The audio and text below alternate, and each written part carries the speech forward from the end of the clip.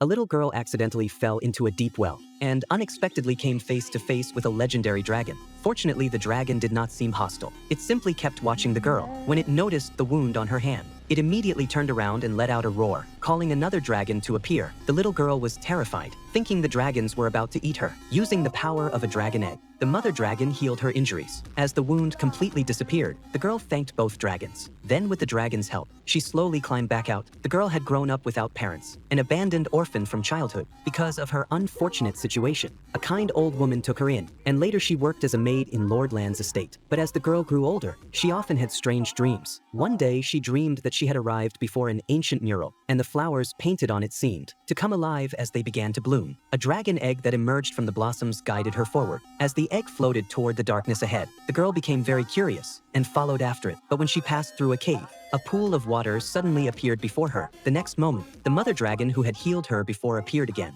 Lowering her head, she told the girl that the dragon egg's name was Kai, which meant victory. But in order to hatch it, someone had to bring it to the dragon clan, because only the water there could dissolve the shell, and the girl was the chosen one. The girl did not understand what any of this meant. The dragon then told her that she would become a dragon keeper. As soon as she finished speaking, she passed her dragon power on to the girl, causing her to suddenly wake from the dream. The next second, the entire village began to shake violently, leaving both the girl and the old woman unable to sleep. This was actually the sign that the mother dragon had passed away. After Lord Lon noticed the strange phenomenon in the sky, he immediately ordered people to deal with the dragon's remains in the deep well, because every part of a dragon was considered valuable. Unexpectedly, the girl witnessed this heartbreaking scene and was too shaken to sleep, but she could not understand how such a powerful dragon could have been imprisoned underground by humans. As it turned out, a group of necromancers once tried to conquer the world, but they were ultimately defeated by the combined forces of humans and dragons. Everyone believed that after this, the two races could live together peacefully. But things did not go as expected. The emperor feared the immense power of the dragons, so he imprisoned the two dragons inside a dark and isolated deep well. After learning about the dragon's fate, the girl made up her mind to fulfill the mother dragon's request from the dream. Early the next morning, the emperor's most trusted sorcerer and general arrived at Lord Land's estate on official orders. When they learned that the mother dragon's remains had already been cut apart and processed, they immediately ordered Lord Lon to be imprisoned because the emperor had fallen seriously ill, and only fresh dragon blood could cure him. Now that the mother dragon was gone, the only option left was to find a way to transport the male dragon from the dungeon back to the imperial palace. Unexpectedly, the conversation between the sorcerer and the general was overheard by the girl who had come to serve tea. She deliberately slowed down while pouring water to secretly listen to their plan. Suddenly, the girl's pet somehow ended up inside the desserts. After noticing it, the sorcerer grabbed it by the tail, then dropped it into a cup, preparing to scald it alive. The next second, a burst of dragon power suddenly appeared.